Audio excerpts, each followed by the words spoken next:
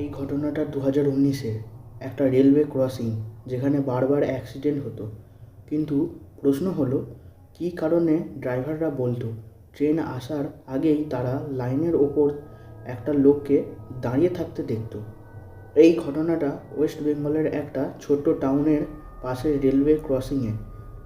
জায়গাটা বেশ নিঃশব্দ, পাশে কোনো বাড়ি নেই, শুধু একটা পুরনো লেভেল ক্রসিং।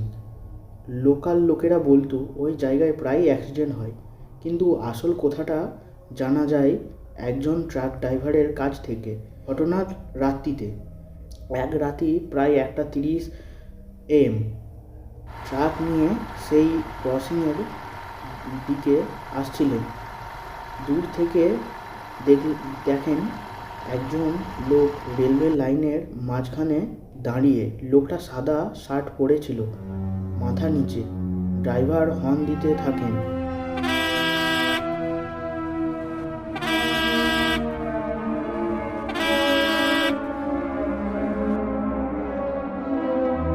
কিন্তু লোকটা নড়ছিল না। ভয়ে ড্রাইভার গাড়ি থামিয়ে নিচে নামেন, কিন্তু লাইনের কাছে গিয়ে দেখেন সেখানে কেউ নেই। ড্রাইভার ভাবলেন চোখের ভুল, কিন্তু পরের দিন স্টেশনের একজন স্টাফের সাথে কথা বলে জানলেন বছর 2 আগে ওই জায়গায় একজন মানুষ ট্রেনে কাটা পড়ে মারা গিয়েছিলেন। তারপর থেকে অনেক ড্রাইভার বলেছে রাতে ক্রসিংয়ের আগে লাইনের ওপর একজনকে দাঁড়িয়ে থাকতে দেখা যায়। কিছু ড্রাইভার ভয়ে ব্রেক মেরে অ্যাক্সিডেন্টও করেছে।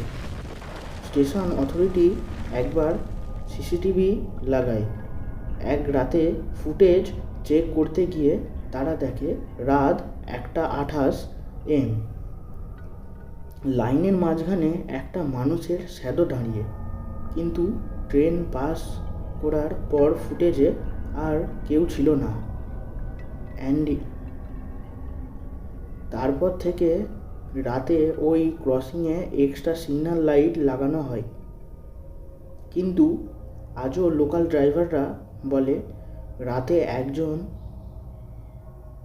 রাতে এখন ওই জায়গার কাছে যাই,